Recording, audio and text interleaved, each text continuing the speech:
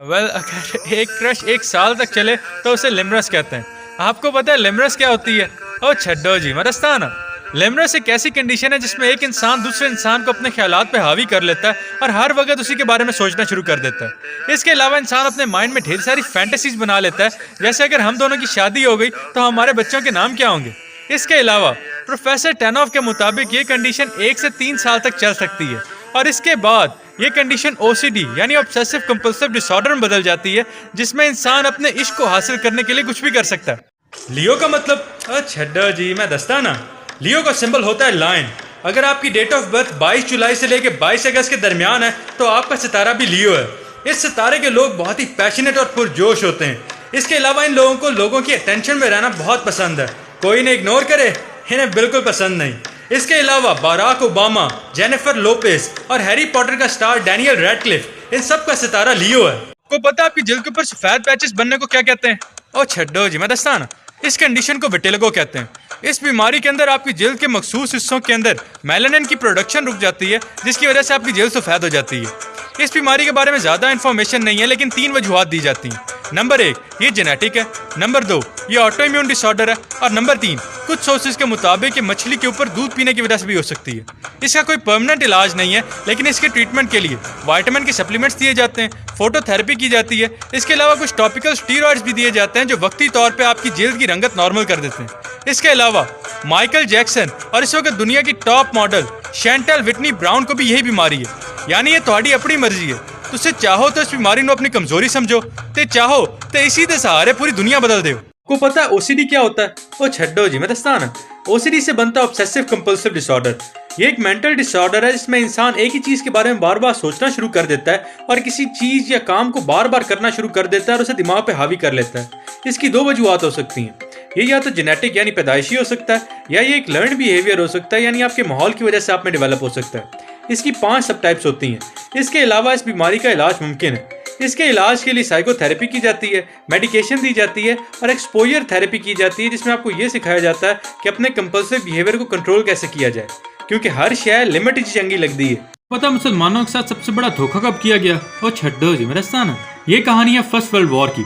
पहली जंग अजीम में ब्रिटिश तुर्की के खिलाफ लड़ रहा था और जंग हार रहा था। इसलिए ब्रिटिश ने अपना एक ऑफिसर जिसका नाम थॉमस एडवर्ड लॉरेंस था उसे ऑटोमन एम्पायर में भेजा ताकि वो यहाँ पर मौजूद अरबी कबीलों को अपने साथ मिला सके। लॉरेंस ने अरबी कबीलों के साथ माहिदा किया कि अगर ब्रिटिश जंग जीतता है तो वो डमेस्कस से लेकर जेरूसलम तक एक यूनाइटेड अरब एम्पायर बनाएंगे और उसका कंट्रोल अरबियों को दे देंगे। अरबी इस बात पे बहुत खुश थे और उन्होंने अपने मुसलमान भाइयों के खिलाफ लड़ना शुरू कर दिया। इसी दौरान ब्रिटिश ने सीक्रेटली फ्रांस, रशिया और इटली के साथ एक एग्रीमेंट किया जिसका नाम साइक्स पिकोट एग्रीमेंट था। इसके मुताबिक वो मिडिल ईस्ट को इस तरह डिवाइड करेंगे कि पावर और इन्फ्लुएंस हमेशा यूरोप के पास रहे।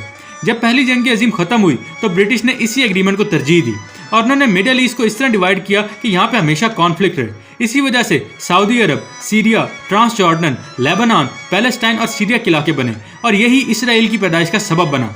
हमारी बॉडी में सिर्फ राउंड सेल्स मौजूद नहीं होते बल्कि डिफरेंट शेप और साइजेस के सेल मौजूद होते हैं। फॉर एग्जांपल हमारे स्केलेटल मसल के अंदर स्पिंडल शेप सेल्स होते हैं। हमारे फेफड़ों के एल्वियोलाई के अंदर स्क्वेमस शेप सेल्स होते हैं। हमारे GIT ट्रैक के अंदर कलमनर यानी रेक्टेंगुलर शेप के सेल्स होते हैं। यहाँ तक कि हमारे रेड ब्लड सेल्स भी बाइकनकेव होते हैं, राउंड नहीं होते। आपको पता है HIV क्या होता है? वो छड्डो जी मैं दस्ताना। HIV से बनता है ह्यूमन इम्यूनोडेफिशिएंसी वायरस।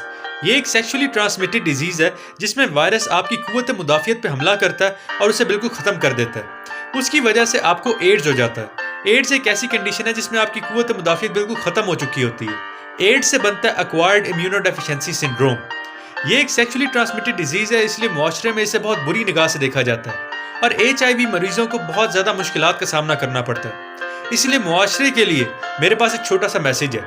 इस दुनिया में अमाल को जज करने का हक सिर्फ वो ऊपर बैठी जात को है, आपको या मुझे नहीं। अगर आप किसी मजबूर इंसान के साथ बदसलूकी कर रहे हो तो उसका हिसाब आपको भी देना पड़ेगा। को पता है किसी को आंख मारने के लिए कौन सा मसल यूज होता है? वो छड्डो जी मैं दस्ताना। इस मसल को ऑर्बिकुलरिस ऑक्यूलाई कहते हैं। इस मसल को 7th क्रेनियल नर्व सप्लाई कर रही होती है और जब आपके फेशियल मसल्स को टेस्ट किया जाता है तो इस मसल को भी चेक करते हैं। इसे चेक करने का तरीका ये होता है कि अपनी आंख को ऊपर पकड़ें और आंख को बंद करने की कोशिश करें। अगर आपके मसल के ऊपर स्ट्रेन पड़ रहा है इसका मतलब आपकी 7th क्रेनियल नर्व सही काम कर रही है। यानी जदों भी तुहानू कोई चंगा बंदा अख मारदा पे होवे ना वो तुहानू अख नहीं मार रहा हुंदा, वो अपना मसल चेक करदा पे हुंदा। सो लव ओसीडी की एक टाइप ऑब्सेसिव लव डिसऑर्डर भी होता है। इस डिसऑर्डर के अंदर इंसान दूसरे इंसान के साथ ऑब्सेस्ड हो जाता है। इस डिसऑर्डर के लोग अपने प्यार के बारे में बहुत ही पॉसेसिव होते हैं। ये हमेशा अपने प्यार को बचाना चाहते हैं। इसके अलावा ये जिससे भी प्यार करते हैं उसकी तस्वीरें और एक्शन बार बार देखते रहते हैं। इसके अलावा ये जिससे प्यार करते हैं अगर उसे कोई और अटेंशन दें तो ये बहुत ज़्यादा जेलस फील करते हैं। अल्लाह तुसा सारा नहीं एहो जे प्यार करने वाले ता फरमाए। आपको पता है सीलिएक डिजीज़ क्या होती है? वो छड्डो जी, मैं दस्ता ना। ये एक ऐसी बीमारी है जिसमें इंसान गंदम, राई या बार्ले से कोई भी बनी हुई चीज़ नहीं खा सकता, क्योंकि गंदम के अंदर ग्लूटन मौजूद होता है। जब भी ऐसा मरीज ग्लूटन खाता है तो वो उसके जिस्म में जाता है और उस ग्लूटन के अगेंस्ट इम्यून रिस्पांस क्रिएट होता है, जिसकी वजह से मरीज की हालत बहुत ख़राब हो जाती है। ऐसे लोगों का कोई परमानेंट इलाज नहीं है, सिर्फ इनके लिए यही है कि ये ग्लूटन फ्री डाइट इस्तेमाल करें। और जो नॉर्मल लोग हैं उनके लिए एक मैसेज, रोटी खाने टाइम शुक्र अदा कीता करो, एडे नखरे ना कीते करो। ये वाली जहालत आहिस्ता आहिस्ता पाकिस्तान की हकीकत बनती जा रही है। सबसे पहले आपको कोई अंदाज़ा नहीं है कि मैं कौन हूँ, इसलिए ऐसी फजूल धमकियों की ज़रूरत नहीं है। उसके बाद मैंने सिर्फ एक साइंटिफिक प्रोसेस एक्सप्लेन किया जिसका हरगिज़ ये मतलब नहीं था कि दीन से मुकाबला किया जाए। इसके अलावा अगर आप अपनी सुन्नत पूरा करना चाहते हैं तो सिर्फ 10 मिनट राइट साइड पे सोने से भी आपकी सुन्नत पूरी हो जाएगी। और मैंने अपनी वीडियो की साइड के ऊपर लिखा हुआ है steps to reduce GIT issues, यानी जिन लोगों को एसिडिटी, हार्ट बर्न या गैस्ट्रोएसोफेजियल रिफ्लेक्स के इश्यूज़ हैं उनके लिए लेफ्ट साइड पे सोना ज़्यादा बेनिफिशियल है। को पता मेरे टॉप 5 मिलिट्री जनरल्स कौन से हैं? वो छड्डो जी, मैं दस्ताना। सबसे पहले है खालिद बिन वलीद। ये एक मुस्लिम जनरल थे और जो बैटलफील्ड पे स्ट्रेटजीज अप्लाई करते थे वो ब्रिलियंट होती थी। दूसरे नंबर पे है जूलियस सीजर। ये एक रोमन जनरल थे और इन्होंने मिलिट्री और सिविल दोनों रिफॉर्म्स इंट्रोड्यूस करवाए और पूरी दुनिया पे एक मार्क छोड़ा। तीसरे नंबर पे है नेपोलियन बोनापार्ट। ये एक फ्रेंच जनरल थे और इनकी फेवरेट स्ट्रेटजी थी डिफीट इन डिटेल, जिससे इन्होंने बहुत से दुश्मनों को हराया। चौथे नंबर पे है साव साव, इंग्लिश में से काव काव लिखा जाता है। फिल्मों में इन्हें विलन के तौर पे दिखाया जाता है, लेकिन रियलिटी में he was a good ruler and a military genius.